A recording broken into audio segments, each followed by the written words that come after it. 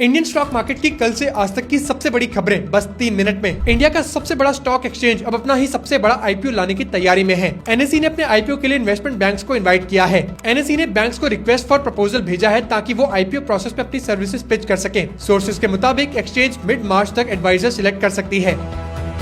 Apple India में अपनी payment services Apple पे लॉन्च करने की प्लानिंग कर रहा है। एप्पल ने इसके लिए आईसीआईसीआई बैंक, एचडीएफसी बैंक और एक्सिस बैंक के साथ टॉक शुरू कर दी हैं। सिर्फ बैंक से नहीं बल्कि कार्ड नेटवर्क्स, वीजा और मास्टर कार्ड से भी डिस्कशन चल रहा है। अगर सब प्लान के हिसाब से रहा तो एप्पल पे का लॉन्च इंडिया में मिड 2026 के आसपास हो सकता है।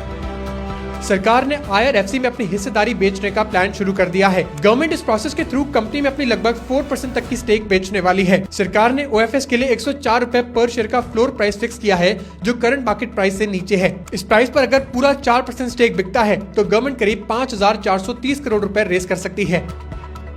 इंडिया के एयरपोर्ट एक्सपेंशन प्लान से ग्लोबल जेट मार्केट को बड़ी बिजनेस अपॉर्चुनिटी दिख रही है। कनाडा की एयरक्राफ्ट कंपनी बॉम्बार्डियर इनकॉर्पोरेशन ने कहा कि इंडिया में एविएशन इंफ्रास्ट्रक्चर में हो रहा बड़ा इन्वेस्टमेंट उसके लिए लॉन्ग टर्म ग्रोथ का मौका बन सकता है। CEO एरिक मार्टेल का कहना है कि अब तक कंपनी के लिए सबसे बड़ा चैलेंज लिमिटेड एयरपोर्ट इंफ्रास्ट्रक्चर था, लेकिन अब सिचुएशन बदल रही है।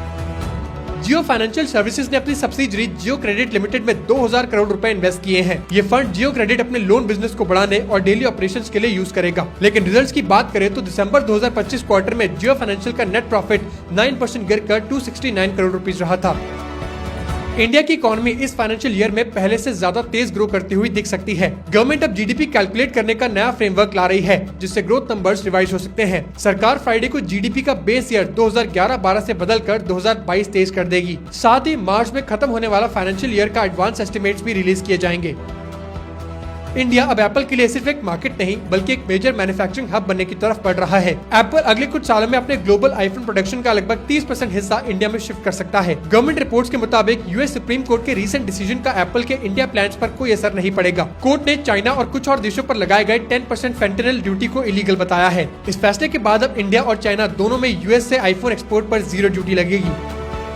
फॉरेन यूनिवर्सिटीज के इंडिया में आने से देशों का काफी पैसा बच सकता है। रिपोर्ट्स के हिसाब से अगर फॉरेन यूनिवर्सिटीज इंडिया में अपने कैंपस खोलती हैं, तो 2040 तक लगभग $113 बिलियन के फॉरेन एक्सचेंज बचाए जा सकते हैं। अभी बहुत सारे इंडियन स्टूडेंट्स पढ़ाई के लिए US, UK और दूसरे देशों में जाते हैं। इससे हर साल बहुत ज्यादा पैसा बाहर चला जाता है। तो ऐसे और वीडियोस के लिए फॉलो करें AISM इंडिया।